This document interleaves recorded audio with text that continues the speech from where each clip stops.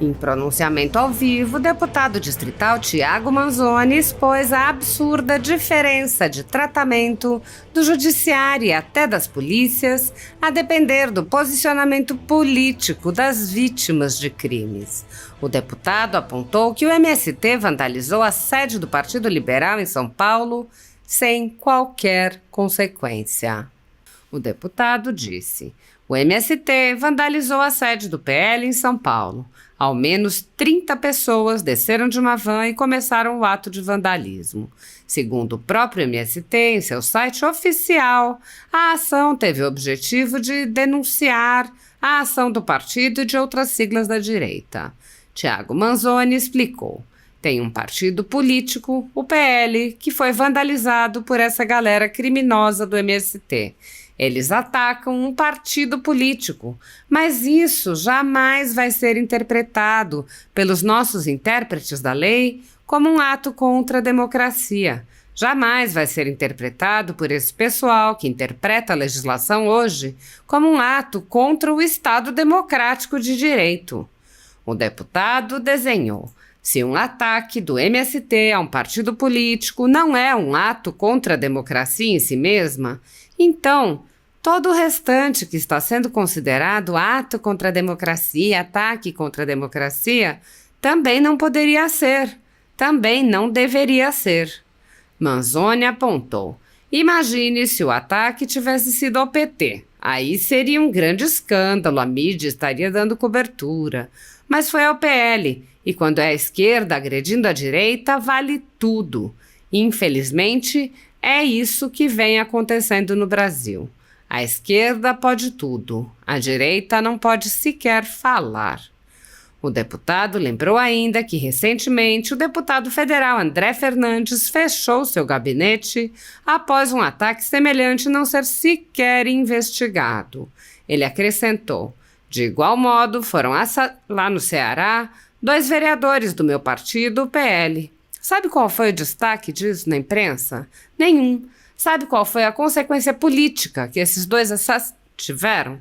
Nenhuma consequência política. A situação que o Brasil vive hoje é uma situação muito grave. Ao comentar o arquivamento de uma denúncia contra o deputado André Janones, Manzoni enfatizou como partidos da extrema esquerda e ditos movimentos sociais agem de forma coordenada e cometem crimes sem serem impedidos ou punidos. Ele disse: a gente vai vendo como essas ações vão se entrelaçando e como há uma espécie de mutualismo ou cumplicidade em que eles vão se inocentando. É como se fosse um ciclo em que eles mesmos cometem os atos e eles mesmos vão se inocentando. Enquanto isso, hoje pela manhã, muitos daqueles que usavam tornozeleiras eletrônicas por conta do dia 8 de janeiro voltaram a ser presos. Enquanto isso, enquanto esses crimes não são punidos, existem muitos pais e mães de família que estão regressando à cadeia. Existem senhores e senhoras de idade que estão sendo condenados a 17 anos de cadeia, porque eles entraram nas sedes dos 3 poderes e depredaram patrimônio público. O deputado comparou: a depredação do PL, sabe o que vai dar para quem depredou? Nada. A depredação da Assembleia lá do Paraná, sabe o que vai dar para os chamados manifestantes de esquerda que entraram lá e quebraram tudo? Não vai dar nada. Eles invadiram em São Paulo e quebraram as coisas. Sabe o que vai dar para eles? Não vai dar nada. Não vai dar absolutamente nada. Sabe por quê? Porque eles são de esquerda. E quem é de esquerda hoje tem uma espécie de salvo-conduto. Pode falar e pode fazer tudo. Tudo, absolutamente tudo, e não responde. Agora, quem é de direita, se disser a verdade sobre o atual presidente da República, aí responde criminalmente. No Brasil atual, a liberdade de manifestação não é reconhecida de forma igual para todos. As manifestações promovidas por partidos de esquerda, sindicatos e coletivos, divulgadas pela velha imprensa e por sites e canais de internet de forma coordenada, não estão sujeitas a qualquer investigação sobre seu financiamento ou qualquer questionamento sobre se as ideias que defendem seriam democráticas ou antidemocráticas, mesmo quando há cartazes pedindo ditadura, depredação de patrimônio público e privado, agressões a políticos e cidadãos. Nada disso é considerado um ato antidemocrático quando o ato é da esquerda. Nos últimos anos, milhões de pessoas foram às ruas de forma ordeira e pacífica para pedir liberdade e respeito à Constituição, incluindo a liberdade de expressão, a liberdade de culto, a liberdade de ir e vir, entre outras. Essas manifestações pacíficas tornam-se alvo de inquéritos sigilosos, alimentados por notícias da velha imprensa, nos quais manifestantes e jornalistas que cobrem as manifestações são perseguidos, presos, censurados e têm seus bens apreendidos. A renda da folha política está sendo confiscada a mando do ministro Luiz Felipe Salomão, ex-corregedor do TSE, com respaldo e apoio de Luiz Roberto Barroso, Alexandre de Moraes e Edson Fachin. A decisão confisca de forma indiscriminada todas as receitas advindas do YouTube, indicando claramente que a intenção não é a de excluir conteúdos específicos, mas sim de calar o canal e eliminar o jornal. Toda a renda de mais de 20 meses do nosso trabalho é retida sem qualquer base legal. Se você apoia o trabalho da Folha Política e pode ajudar, doe qualquer valor à empresa Raposo Fernandes por meio do Pix, cujo QR Code está visível na tela, ou por meio do código ajude@folhapolitica.org. Caso não utilize Pix, há a opção de transferência bancária para a conta da empresa Raposo Fernandes, disponível na descrição deste vídeo e no comentário fixado no topo. Há mais de 10 anos, a Folha Política vem mostrando a realidade da política brasileira e quebrando barreiras do monopólio da informação. Com a sua ajuda, poderá se manter firme e continuar a exercer o seu trabalho. Pix ajude@folhapolitica.org. Assista. A outra reportagem, são algumas reportagens aqui que nós vamos mencionar, diz o seguinte: MST ataca a sede do PL, Partido Liberal, em São Paulo. O movimento dos trabalhadores, que de trabalhadores não tem absolutamente nada, Rurais Sem Terra, MST, vandalizou a sede do PL em São Paulo na manhã da quarta-feira, dia 5. Os vândalos utilizaram tinta vermelha, lama e ovos para atacar a sede do partido do ex-presidente Jair Bolsonaro. A legenda registrou um boletim de ocorrência, mas ainda não se manifestou sobre o ataque.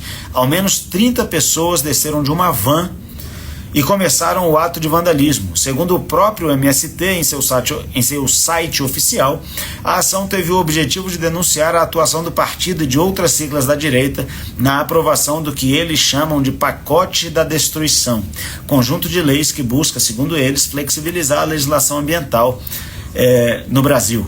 Bom, isso aqui, galera, é o seguinte: tem um partido político, o Partido Liberal, que foi vandalizado por essa galera criminosa do MST. Eu vou repetir: esses caras são criminosos, eles invadem propriedade privada, eles destroem plantações no Brasil inteiro, eles acabam com o sustento de centenas de famílias ao redor do Brasil, estão desgraçando o agronegócio no Brasil, voltaram a desgraçar o agronegócio no Brasil, e agora eles atacam um partido político. Presta atenção, eles atacaram um partido político, o PL, ao qual eu sou filiado, presidente do partido do presidente Bolsonaro. Eles atacam um partido político, mas isso jamais vai ser interpretado pelos nossos intérpretes da lei como um ato contra a democracia. Jamais vai ser interpretado por esse pessoal que interpreta a legislação hoje como um ato contra o Estado democrático de direito, em que pese tenha sido um ato contra um partido político. Partido político é o meio pelo qual todo candidato a qualquer cargo eletivo no Brasil o faz. Para concorrer a um cargo eletivo, precisa de um partido político. Se um ataque do MST, essa organização criminosa que é o MST, a um partido político, não é um ato contra a democracia em si mesmo, então todo o restante que está sendo considerado ato contra a democracia, ataque contra a democracia, também não poderia ser. também não deveria ser. Então, o MST atacou o PL. Aliás, imagina se o ataque tivesse sido ao PT. Aí seria um grande escândalo, a mídia estaria dando uma cobertura, né? Mas foi ao PL. E quando é a esquerda agredindo a direita, vale tudo. Infelizmente, é isso que tem acontecido no Brasil. A esquerda pode tudo. A direita não pode sequer falar, é responsabilizada por crime de opinião, como se houvesse crime de opinião no Brasil. Vergonhoso o que está acontecendo, vergonhoso o momento que o Brasil atravessa. Vou aproveitar para falar do que aconteceu lá em Fortaleza também, quando o gabinete político do deputado federal André Fernandes foi vandalizado. Ele fez a denúncia para o Ministério Público, para a polícia, e não aconteceu absolutamente nada com as pessoas, nem investigação séria teve para saber quem foi que fez o vandalismo lá no gabinete do deputado André Fernandes e quem foi que o ameaçou. Absolutamente nada. Nada. De igual modo, foram assassinados lá no Ceará 2 vereadores do meu partido, o PL. Sabe qual foi o destaque disso na imprensa? Nenhum, absolutamente nenhum. Sabe qual foi a consequência política que esses 2 assassinatos tiveram?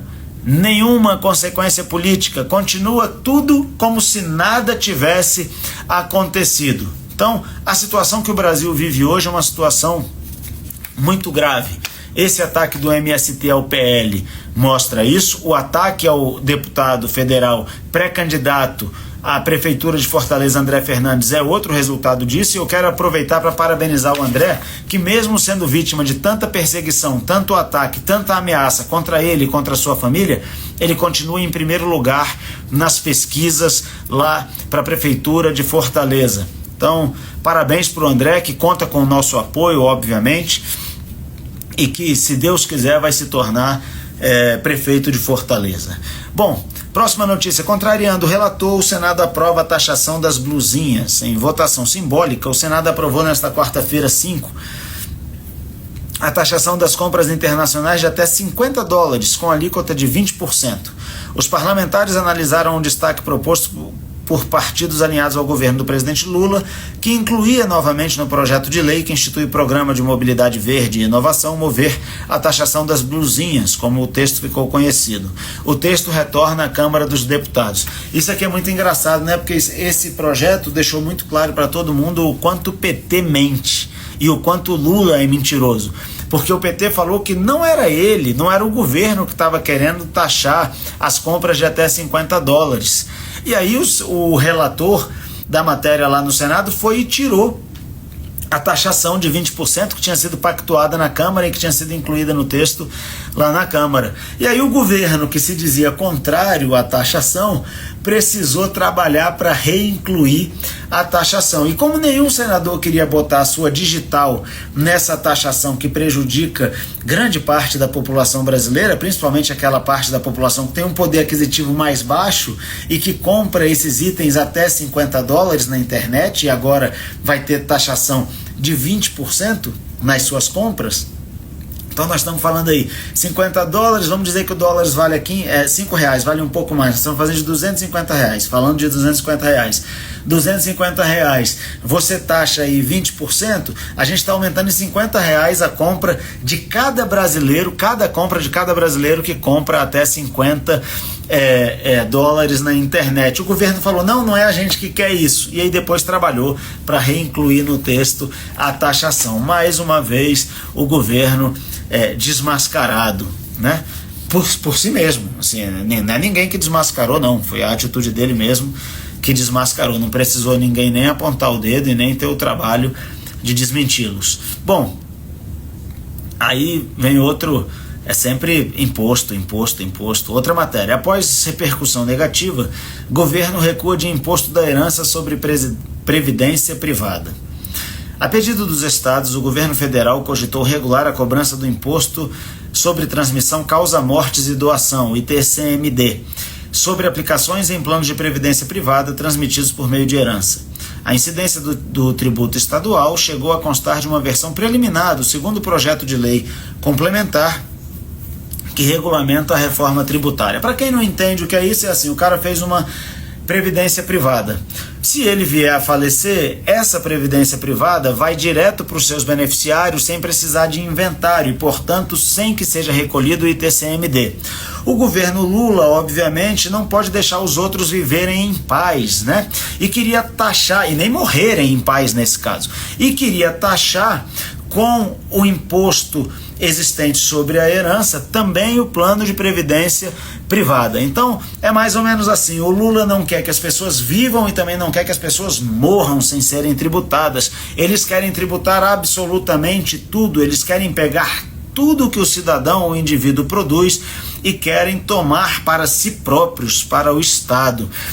E eles fazem isso por meio da lei, obviamente. Num processo que Bastiat, ao escrever o seu livro A Lei, explicou muito bem e chamou de expoliação legal, que é aquele processo quando, por meio da lei, o Estado vai e retira o dinheiro do bolso do cidadão. Beleza? Imposto. Graças a Deus o governo recuou dessa vez, mas eles vão dar um jeito de dar uma volta e tirar isso do bolso da população de outra maneira. Bom, Conselho de Ética arquiva processo contra Janones. Outra matéria, obviamente. O Conselho de Ética da Câmara dos Deputados aprovou nesta quarta-feira, por 12 votos a 5, o relatório do deputado Guilherme Boulos, que pede o arquivamento do pedido de cassação do deputado André Janones por conta de suposta rachadinha. Ao defender o voto pelo arquivamento do processo, Boulos alegou que o episódio da rachadinha ocorreu antes do mandato e que há precedentes no Conselho pelo arquivamento, além de apontar a ausência de justa causa. O PL, Partido Liberal, pedia a cassação de Janones por causa de uma gravação que indica a existência da prática conhecida como rachadinha em seu gabinete. No áudio divulgado pelo site Metrópolis, o deputado aparece pedindo parte dos salários de assessores para pagar despesas de campanha durante uma reunião. Galera, muito legal o Janones pedir a cassação, porque ele tinha colocado no Twitter dele, ou melhor, o Boulos, perdão. É muito legal ver o Boulos arquivando o processo de cassação, porque ele, Boulos, pré-candidato à Prefeitura de São Paulo, apoiado pelo Lula, ele tinha colocado nas redes sociais dele, um tempo atrás, que a rachadinha era crime, que tinha que punir, que tinha que isso, tinha que aquilo, tinha que não sei o quê. E aí, nomeado relator do caso do Janones, ele fez um relatório pelo arquivamento, parecer pelo arquivamento da denúncia. E o motivo é que isso foi cometido no mandato anterior.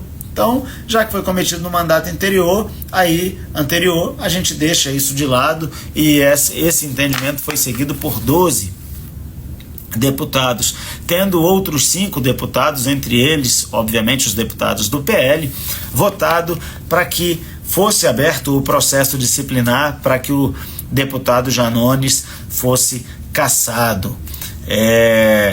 Se vocês não acompanharam isso, eu recomendo que vocês entrem nas redes sociais do deputado Nicolas Ferreira e vejam lá o discurso que o Nicolas fez, porque logo de cara, de início, o Nicolas faz um histórico que ele chama de ficha corrida de quem é o deputado Janones que foi inocentado pelo Boulos. Boulos, que é um defensor do MST, já invadiu terras, né? Defende quem invade terras, e eu quero lembrar a notícia que eu li um pouco antes, que o MST, apoiado por Boulos e apoiador de Boulos nessa relação parasitária ou de mutualidade, não sei bem, foi o movimento criminoso que vandalizou lá a sede do PL em São Paulo. Beleza? Então a gente vai vendo aí como essas ações, eu vou chamar de supostamente criminosas, elas vão se entrelaçando, e como há uma espécie de mutualismo ou de cumplicidade em que eles vão se inocentando. É como se fosse um ciclo em que eles mesmos cometem os atos e eles mesmos vão se inocentando. Enquanto isso, hoje pela manhã, muitos daqueles que usavam tornozeleiras eletrônicas por conta do dia 8 de janeiro voltaram a ser presos. Enquanto esses crimes não são punidos, existem muitos pais e mães de família que estão regressando à cadeia. Existem senhores e senhoras de idade que estão sendo presos por 15, 16, 17 anos, ou melhor, estão sendo condenados a 15, 16, 17 anos de cadeia, porque eles entraram nas sedes dos três poderes e depredaram o patrimônio público. A depredação do PL, sabe o que vai dar para quem depredou? Nada. A depredação da Assembleia lá do Paraná, sabe o que vai dar para aqueles chamados de manifestantes de esquerda que entraram lá e quebraram tudo? Não vai dar nada. Vai dar nada. Eles invadiram em São Paulo e quebraram as coisas, sabe o que vai dar para eles? Não vai dar nada. Absolutamente nada. Sabe por quê? Porque eles são de esquerda. Porque eles são de esquerda. E aí quem é de esquerda hoje tem uma espécie de salvo-conduto que pode falar e pode fazer tudo. Tudo, absolutamente tudo. Não responde. Agora, por outro lado, quem é de direita, se disser a verdade sobre o atual presidente da República e disser o que o presidente da República é, aí responde criminalmente, como o Nicolas responde criminalmente por ter chamado ele do adjetivo que corresponde ao que ele é. Vai lá, vai responder criminalmente. É dose, é duro, é difícil. A gente tem que ter muita paciência, muita resiliência, muita persistência e não podemos desistir. Nós não podemos desistir do Brasil. Essa é uma fase que vai passar e nós, ao final, teremos vencido. A liberdade vai vencer, eu tenho certeza. Mas o momento que nós vivemos, a quadra da história que nós vivemos, ela é desafiadora.